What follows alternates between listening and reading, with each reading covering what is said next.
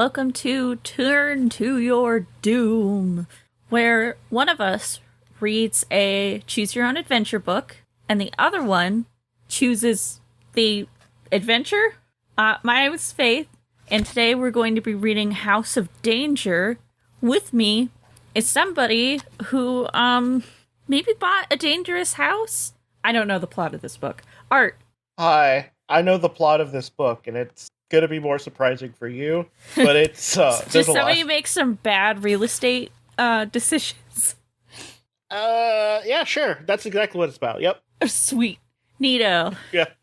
Yeah, it's just like, oh, it turns out you bought land that was, I'm not gonna mention Palestine right now, but yeah, it turns out you bought land that was on a toxic dump site and you have cancer now. Oh. Or something, Great. Like that. Where's Aaron Brockovich? You want to know a fun recent story about Aaron Brockovich? Yes, I know all about that. She was put on a terrorist watch list. Yep. For wanting to help people in East Wow, weirdly enough, the thing I was trying to avoid from East Palestine, from that one Norfolk Southern. I'm honestly surprised it hasn't happened sooner. Yeah. Yep. But yeah, we're going to be reading House of Danger today. There are 20 endings. It says straight up, this is the 40th anniversary edition. It was written by R.A. Montgomery, and it is number 6 in the Choose Your Own Adventure series. This one might be updated, actually. They might have cell phones in this one. Let me see. Yeah, so it was originally written in 1982, and it was revised in 2006. Yeah, one of the fun things about the re-released ones is that they will update the technology a little bit. Not in a way that actually changes the story, but you're not talking about the kids being notified of something because of a pager. Mm-hmm. Or they'll talk about they just use a search engine instead of going to the library or something, Oh, perfect. Yeah. Yeah, so it feels more like you're in your current time. Yeah, which makes sense, honestly. That they're for kids, and you don't want to be talking about a dictogram or something. What the hell is that? Yeah, an abacus. Yes, because these were written in ancient Samaria. That's what I jumped to. It turns out these were first actually written. It's actually translated by R.A. Montgomery. These were first written in ancient Babylonia, and carved into clay tablets. So it's real hard to read. It's written. It was translated from cuneiform tablets. Love it. It's in a museum right next to the first death threat ever sent to somebody. There's a review on someone selling bad low-grade copper. I love that. An archaeologist I follow on TikTok went and saw that recently, and I was very jealous. She's like, here it is, the first death threat ever sent. I was like, God. Nothing has changed. I'm still just amazed at the first example of ancient Norse that we have is someone carving the word antler into an antler. It's like the oldest example we have. World's first label maker.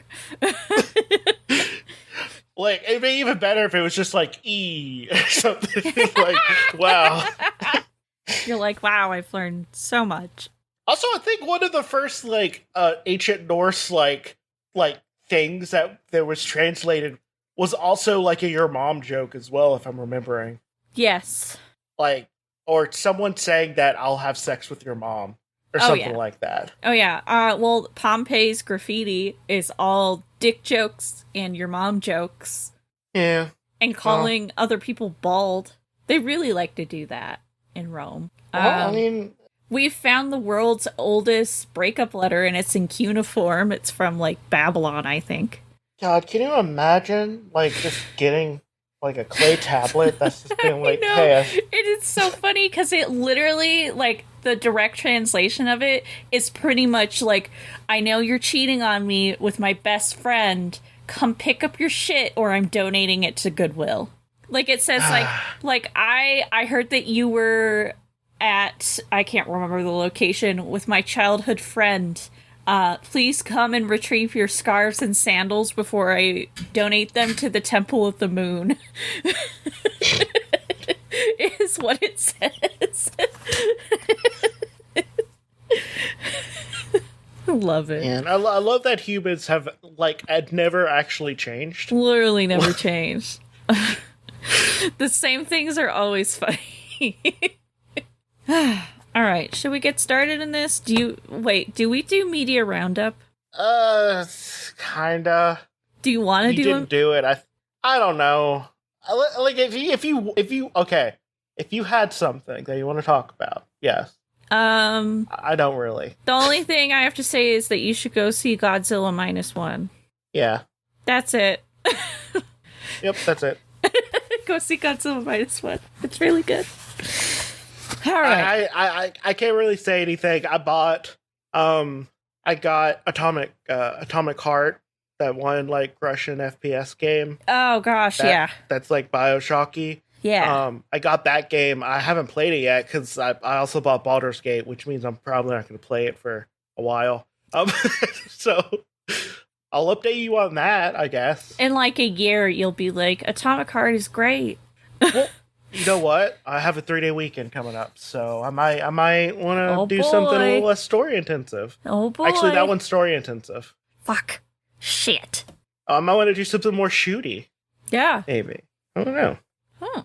All right, let's get straight into this. This one does have a long intro, by the way. Yeah, that's... I know that I have to... Because we dealt with one that didn't really have any choices last time with Perry. And it is... This one at least takes swings, I guess. It has 20 innings, so they have to get wild with it somehow. Yeah, so they don't have to that hard. But let me tell you, Some shit goes down in this. Yeah, this one, some shit goes down. The last one we did didn't really.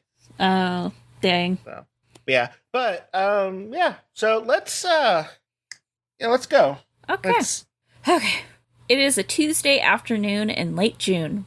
You are on your way down to your lab in your parents' basement when the phone rings. You dash into the lab and pick it up. I need, says a weak voice. You hear a loud click and the phone goes dead. Drat, you weren't ready for that. You, the aspiring detective and psychic investigator, caught off guard. You slumped down into your chair. That voice really sounded desperate. You boot up your computer and look around. The heat of the day has not penetrated your combination office and research laboratory, where you sit surrounded by the tools of your trade: infrared-activated floodlights, high-speed movie cameras, and night scopes among them. 2 large bookcases stretch from floor to ceiling, crammed with titles that would drive the timid from the room. Murder and Fun, Ghosts and Ghouls, and Corpses I Have Known, to name a few. So, okay, real quick. How many corpses do you think you know? Like, if you were to, name it off the top of your head. Yeah, what corpses have I seen? I've seen a couple mummies. I mean, I've ate a couple mummies, because I was in, You secretly are from Edwardian Victoria. age. Yeah, you're secretly from Edwardian England. Yeah, I needed to cure my rheumatism, and apparently that was the way of doing it. Cannibalizing, Eating some dusty, desiccated corpses. Yeah, I also have a house painted in mummy brown. And I swallowed some of that on accident. So, whoops. Yeah. That was an oil paint. I know. That's why I'm so sick, and I needed some mummy dust. I know. My house, the walls never dried. That actually was a thing they did in Victorian England, but it was usually the ceiling that they would paint. Yeah, well, I remember there was a painter that left a really scathing review of Mummy Brown. Yeah. They were trying to pay with it, just like, yeah, this sucks. This fucking sucks. It's a shitty brown. Like, what do you want me? Burnt sienna or umber are better. Also, this is a literal person. This is actual person. Why are we doing this? I guess Vincent van Gogh got so upset after he tried using Mummy Brown, and then he morally just couldn't handle it, and so he took the tube or whatever he had it in outside and gave it a burial because he felt so bad about using it. Okay, and I know. Okay, we're about done with this. About done with the side tangent. But, yeah. Mummification wasn't that rare of a thing in Egypt. It was actually done a lot, and it was a fairly common thing. The reason why people think it's such a special thing right now is because white people ate most of them. Yeah, there's just not many mummies because most of them got it. They got eaten by white people, who, by the way, also drank the blood of hung men. Not that way, but the ones that got... I mean, probably also that, but... Well, yeah. But, white people were, bigger cannibals than, the savages, they said. Oh, yeah. Were, so. Oh, yeah. Okay. Which is also why I think... this is no, we can't start this! No, we don't have time! In this essay, I will advocate to eat excess children. That's right. Thomas Paine wasn't joking. Like a hamster.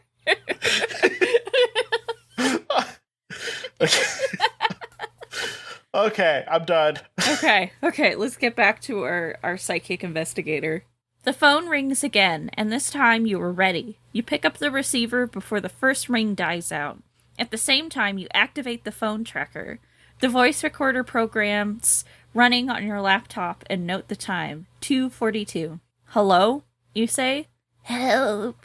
I need your help. You have to admit that you are scared. Who are you? You ask. What's your name? I'm scared. And I'm so sorry. Who are you? I'm scared, the voice says. They're after me. Get a hold of yourself, you say. I can help you if you give me your name and address. They've got me. They've got me. Click. The phone goes dead again. This time, however, you were prepared. In the few seconds that you have been talking, your telephone tracing device, which operates in milliseconds, has already found the number of the other phone as well as the name and address of its owner. 555-7259, Henry Marsden, 1100 Hedgebrook. You copy this information down in your smartphone. Something about this call nagging at the back of your mind. Is it that this call reminds you of your spider ghost case? It too started with a mysterious phone call. Even though you were quite young, you solved that case single-handedly. The citation you received from the FBI now hangs neatly framed in your office wall.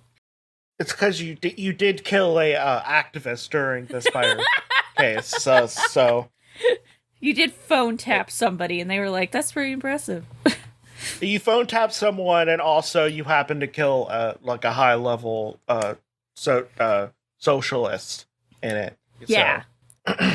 And the generous reward you received from the Ridgway family when you saved them from certain death has financed your specialized detection equipment. One thing you learned from that case is that working by yourself can be risky business. Ricardo and Lisa, two of your friends in the neighborhood, have wanted to help you on a case. Well, this is their chance. When you call their cell phones, however, they are not picking up. You leave a message for them to call you back as soon as possible. You're eager to begin work on the case as soon as possible, but you know it might be dangerous to start off alone. Maybe you can do some internet searching before heading out on the case. If you decide to go immediately to the address obtained by the phone tracing machine, turn to page 4. If you decide to give Ricardo and Lisa a chance to call back, turn to page 13. See, I could have just sent a text, and they probably would have answered me. So obviously I don't respect their time.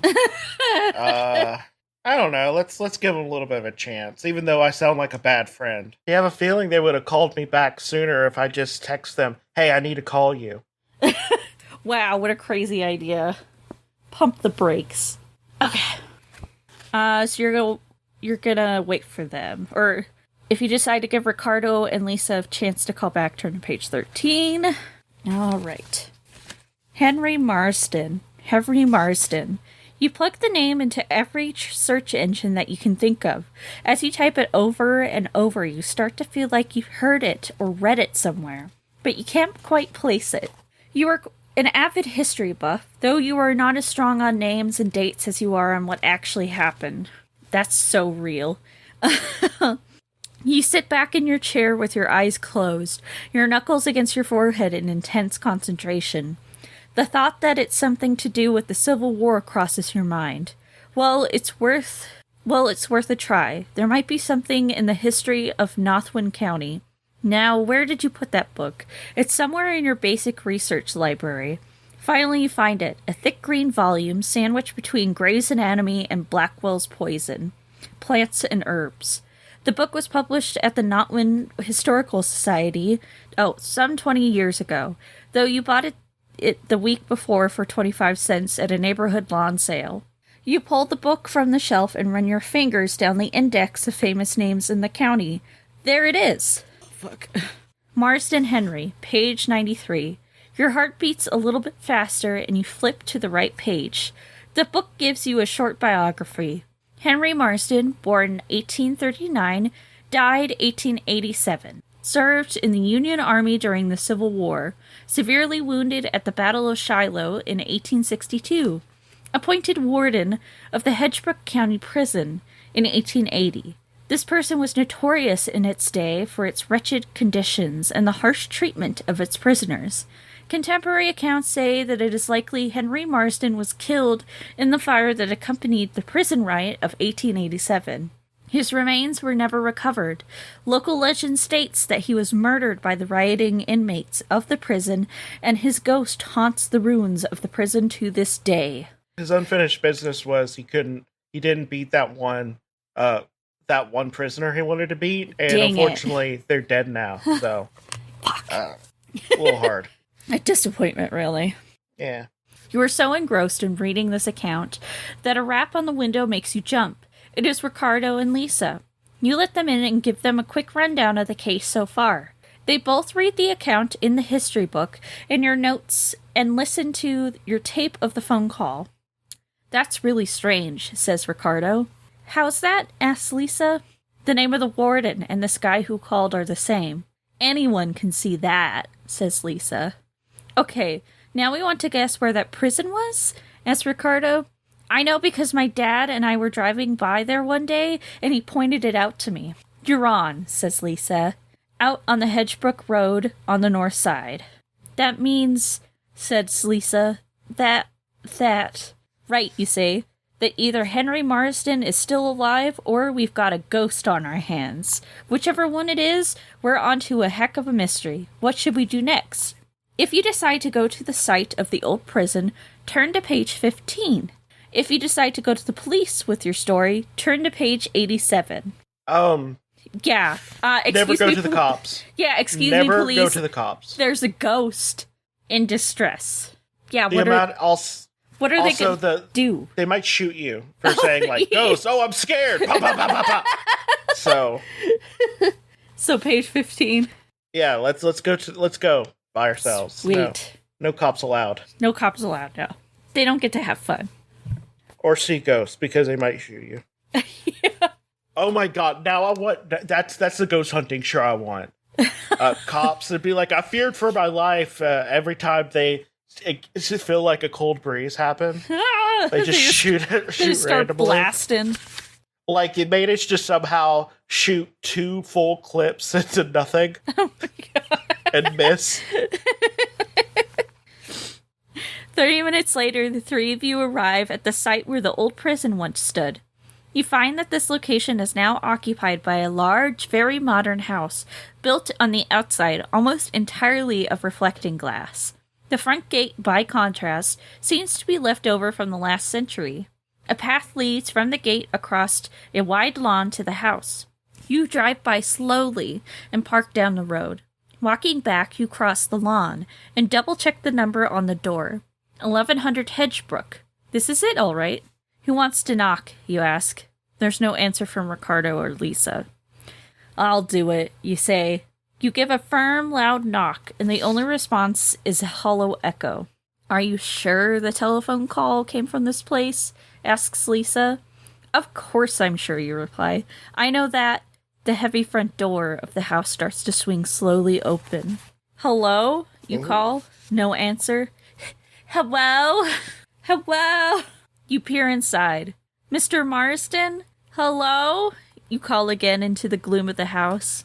When your eyes adjust to the dim light inside, you see that the house is ornately furnished. Rich red, blue, and yellow carpets cover the floors. Chinese screens, flanked by tall bamboo plants, are placed against the walls of the entrance hallway. What appears to be ancient temple carvings fill the walls and alcoves adjoining the hallway. The place looks like a museum, more like a museum than a house. As you watch, a small concealed door opens in the side of the hallway. It had been completely hidden by the intricate patterns of the inlaid wood. Out of the door comes a tall, slender woman with high cheekbones and narrow eyes.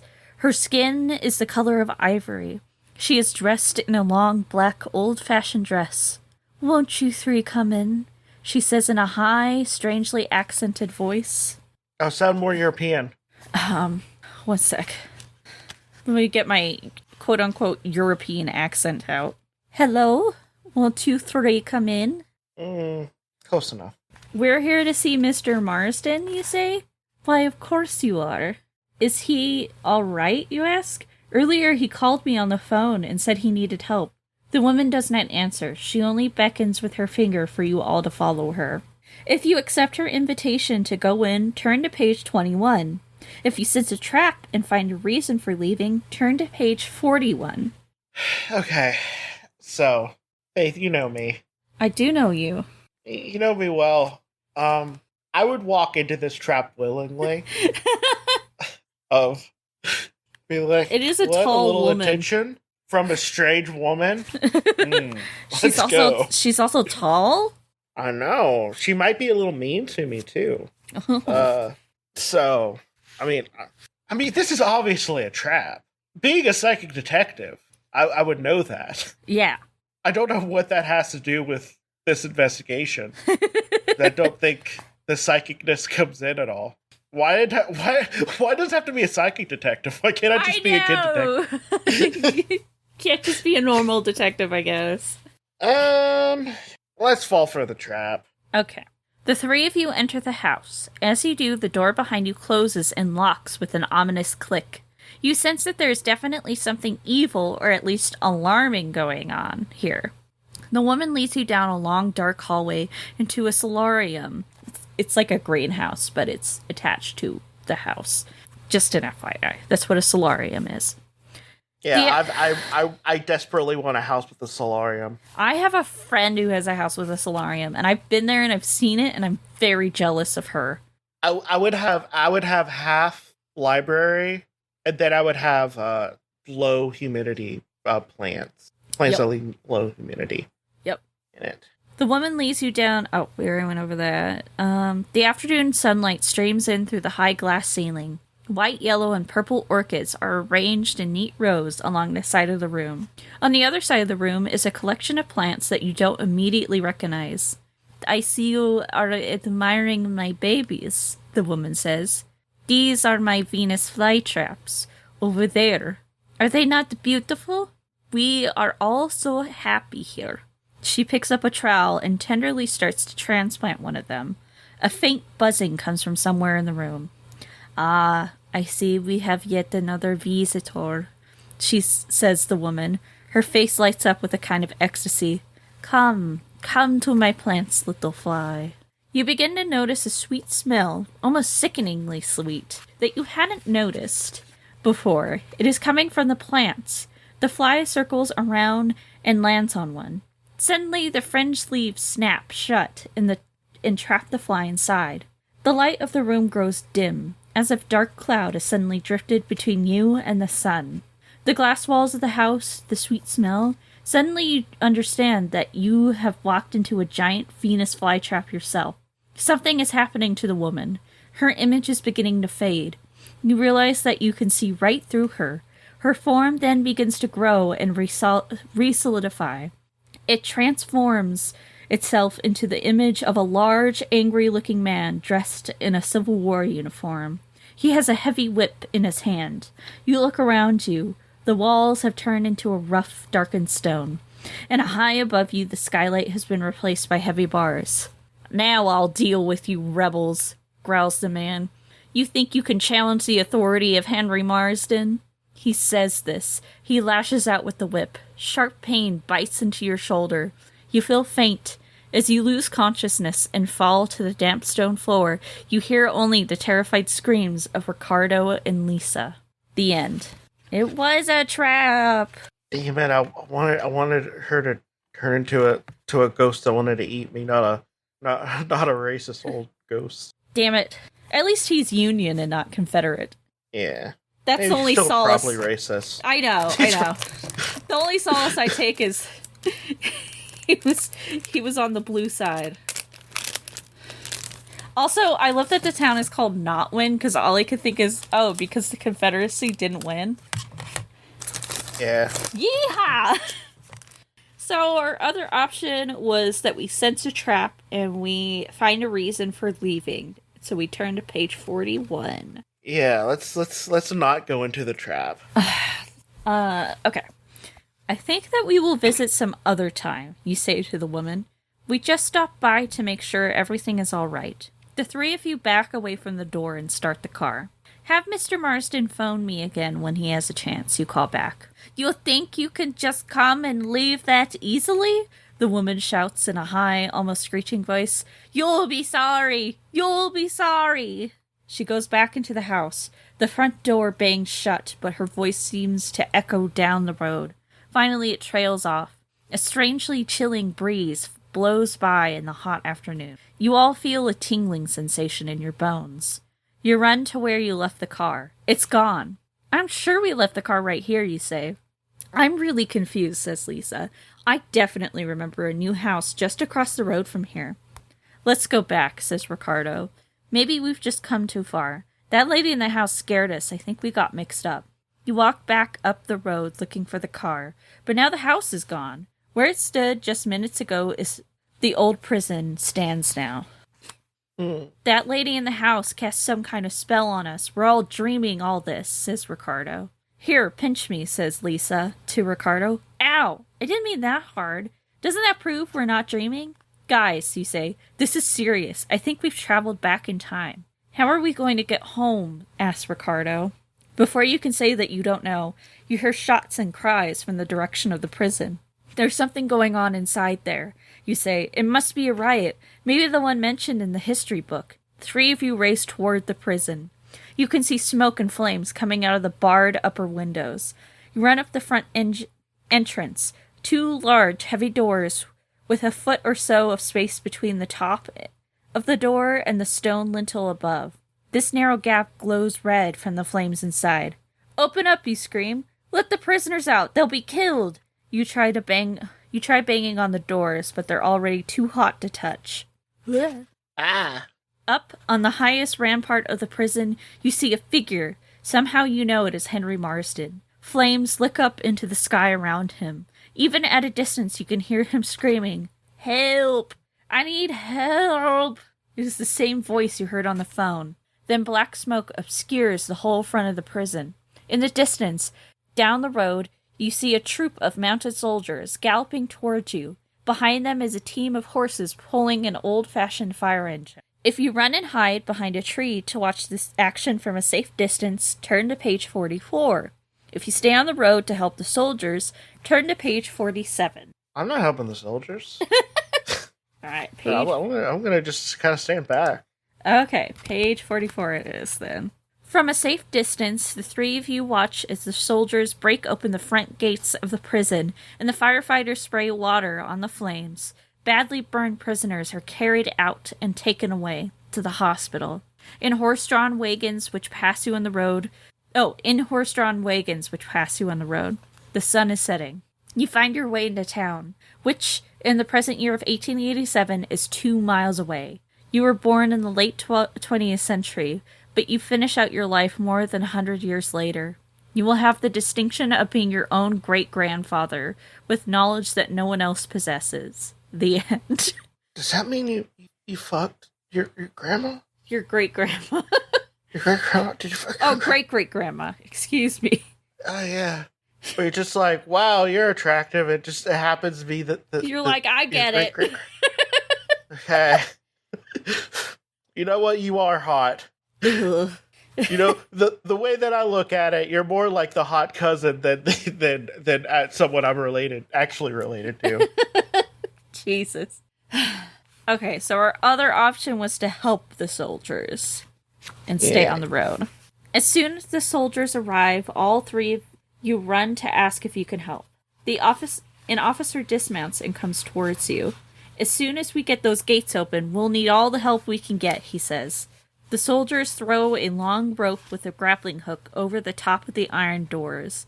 They quickly hitch together a team of 6 horses and tie a rope to their harnesses. The horses tug away at the rope for several minutes. Nothing happens. Then, with a screeching sound, the doors bust open. A tremendous ball of flame roars out of the front gate of the prison, scattering the nearby soldiers and the horses. The flame subsides and turns into a huge column of smoke rising into the sky. The firefighters are ready with their steam-driven water pump, spraying water into the open mouth of the front gate. Soon the fire has died down enough for you and the soldiers to start carrying out even more badly burned prisoners on stretchers. Someone shouts, "The prisoners in the dungeon are all right, just the upper part of the prison is burning." "Where's Marsden?" you ask. "He has joined his brother, the devil, in the flames," someone replies. The three of you work all your energy for the next few hours, doing your best to help the burned and wounded soldiers.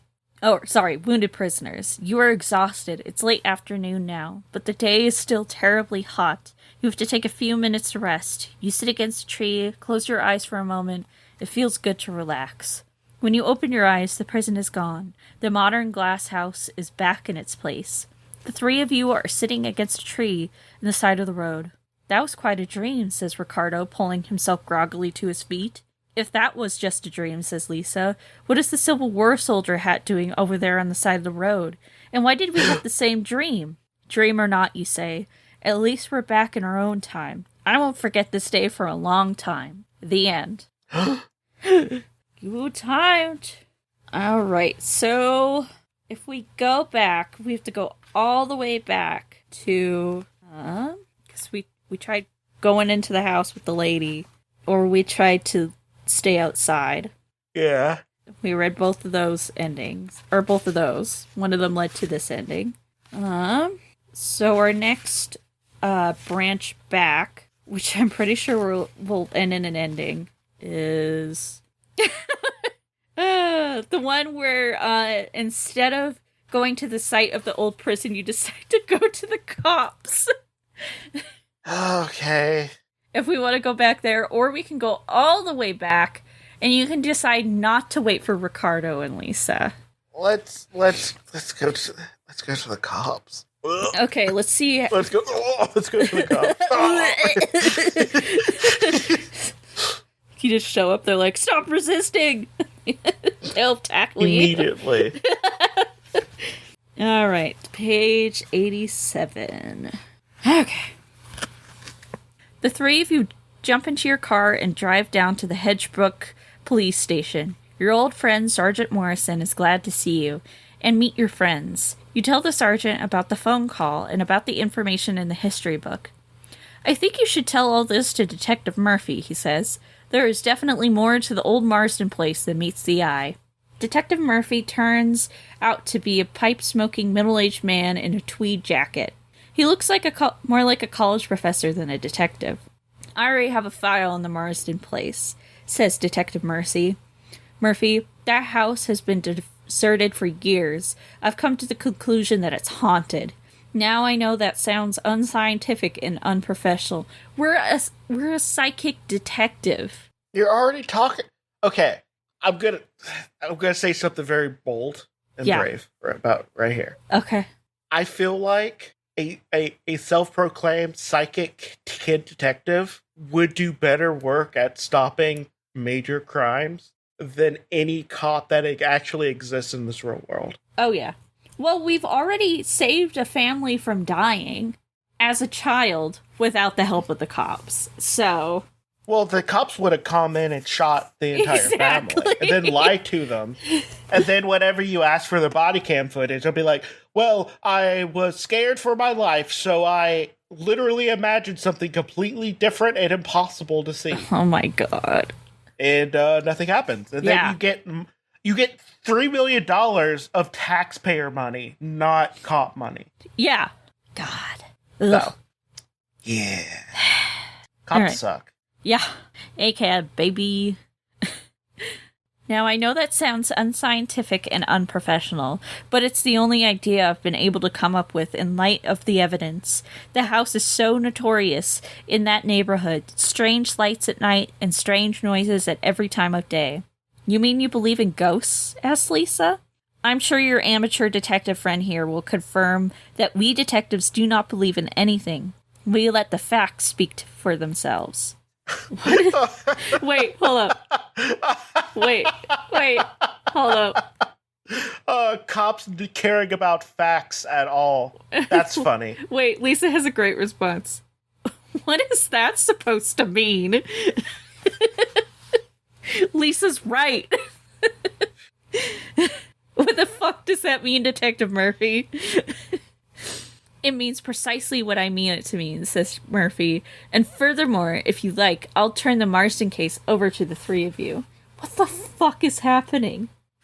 Detective Murphy sits back in his chair and takes a few puffs on his pipe. For a moment, he looks deep in thought. What I want you three to do is keep a watch on that place, from a safe distance, and only during the day. Is that understood? He says. The three of you leave the police station. You're hooked. This is your kind of adventure. First, you go back to your house, pick up your two-way radio communicator, which is small enough to be hidden inside a pocket, and they have a range of over 7 miles. Damn. What about your cell phone that has the range of the entire United States? This is the early 2000s, and maybe either Lisa or Ricardo's family isn't rich. Okay, I know what happened. So this is in Kentucky. One of them has Blue Cross Cellular, which actually piggybacks off of the Sprint, which does most of it. But the other one has T-Mobile, which has God. Yes. Recession. Yes. Yes, that's it. Before everyone just, had the same area. Oh yeah, I remember back in the day where I live, you could only get Verizon. Because every other place, they're like, oh, we cover 97% of the U.S. Well, guess what? We're in part of the 3% that isn't fucking covered. Yep. Yeah. Okay. Then you drive over to the Marsden house. As you drive by slowly, you see that it is a large, modern house set back from the main road. I thought only old houses could look spooky, you say. Oh, they do have an illustration that does look nice. It kind of looks like a McMansion, though, if I'm being completely honest. Well, McMansions do look very spooky. Oh, God. All that floral, all those wall-to-ceiling windows in places where there should be wall-to-ceiling windows. You park the car across the road and sit and watch the house for an hour or so. All the windows of the house are closed, and all the curtains are drawn. The front door looks partly open, though. It certainly is stuffy in the car, says Lisa. More like boring, I'd say, says Ricardo. What do you say we go over and take a closer look, says Lisa. Ghosts only come out at night anyway, if there are such things. Detective Murphy told us not to, but I think we should, you say. The three of you reach the front door. It is slightly ajar and opens with a light touch. You peer inside. No furniture. Nothing. No sign of life. I'll go and investigate, you say. Let's keep in touch with the two-way radios. I have one of them here in my shirt pocket, and the other is in the car. When I know it's safe, I'll radio for you two to come in. I don't know why, but something tells me this place is dangerous. You step inside. Wham! The front door slams shut behind you. You try the doorknob. No good. It won't budge. When you notice that there is no windows in the foyer, which leads to a hallway, also without windows. Yet there is a strange half-light coming from somewhere. The air is stiflingly hot. It seems to grow hotter by the minute. You try your radio, but only get static. If you concentrate on trying to get the front door open, go to the next page. If you try to search the rest of the house, turn to page 99. Let's go search the rest of that. Okay. Alright, page 99. This is a short book. You turn down a dimly lit hallway and come to a large windowless room. Darn, why doesn't this place have any windows? You saw enough of them in the outside. There is a deep alcove set in the wall on the one side of the room. A light in the alcove flicks on, revealing the figure of a man. You can see only his head and face, which are horribly burned. The rest of the figure is shrouded in a dark cape.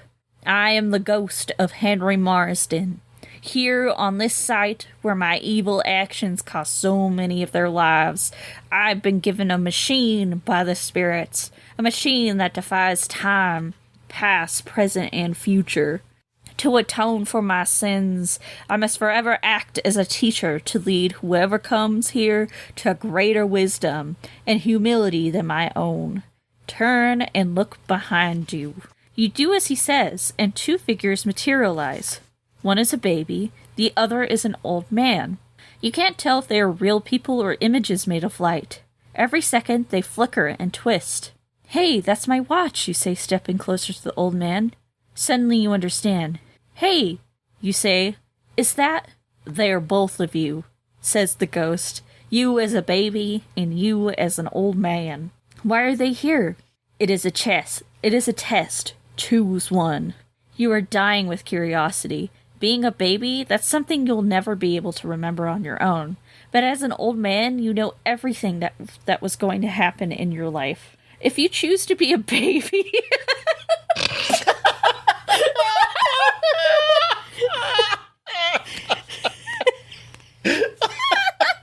I'm sorry.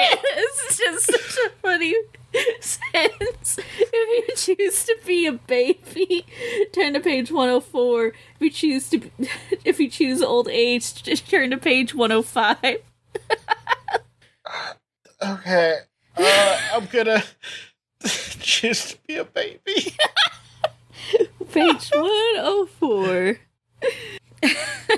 Oh boy. A baby again. For some period of time, it could be minutes, it could be years. Babies don't understand time. You just enjoy the sensation of amplified sound and wonder.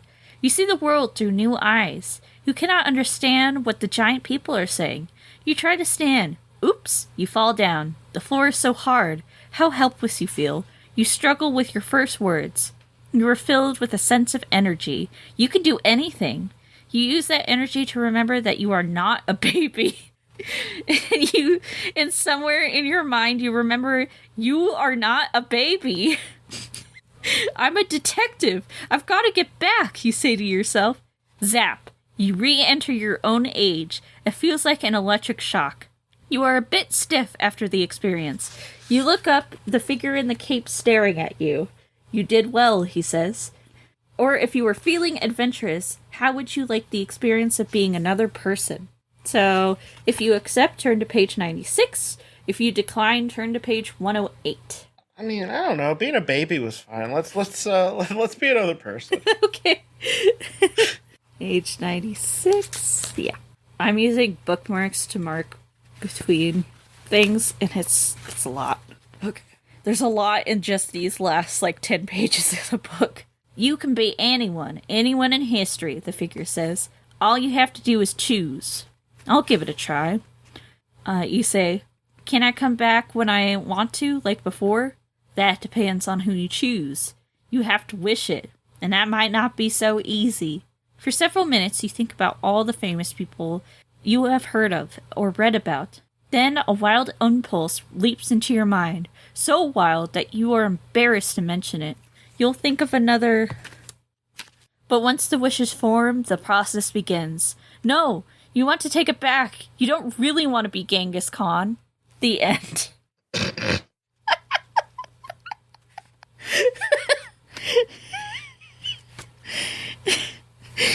I know, I don't want to be Genghis Khan.